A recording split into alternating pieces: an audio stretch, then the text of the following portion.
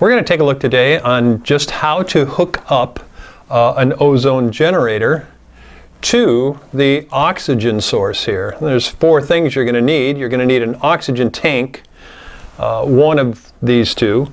You're going to need a regulator, one of these two.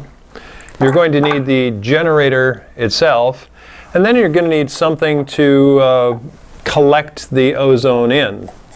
So you'll need four different entities to start the process. This is the medical oxygen tank. It needs a prescription to get, and it has pure oxygen in it.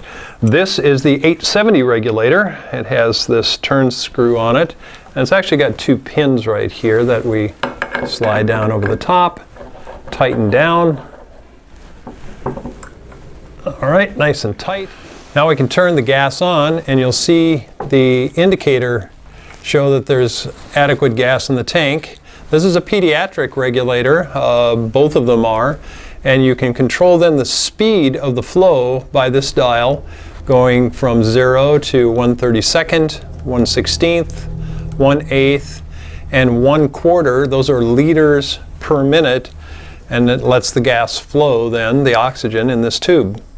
If you're going to use this kind of a tank, and it's an industrial oxygen tank, it has 100% oxygen in it, and these are pure oxygen.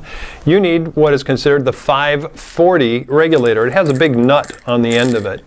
That nut attaches to the end of the tank, and we'll get that started and spun on. And of course, on this type, you need to have a wrench, and you need to tighten that down well. All right, now you can see here that this regulator, I'm going to turn the gas on, and the regulator is going to turn up, and you can see that. And if I want to control the speed of the gas, I will turn this. It goes to 1/32, 1/16, 1/8, 1/4, and the gas is coming out. This is the ozone generator. It's nice and compact. And we plug it in. It can either be 110 or 220. You can see the light go on, indicating that it's ready.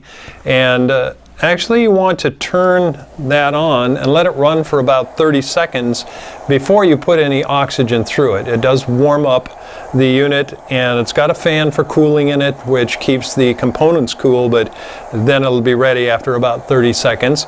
I can take my tubing, which is a silicone tubing, and attach it to the inlet side there that says oxygen in.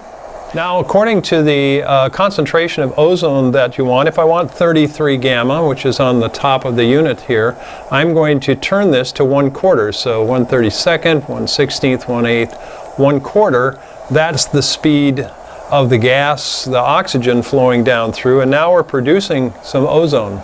So as soon as I turn the gas on, I can let it go for a couple of seconds there. I'll probably smell a little ozone, and I'm going to hook up a syringe here, and I'm going to get 60 cc's of ozone. When I'm done with the 60, I will immediately turn off the device.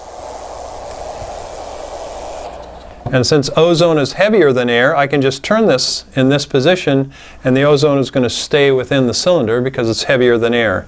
Then I'll turn my gas off. We'll turn the gas off in two ways. One is to turn the tank off, and then to turn the regulator off.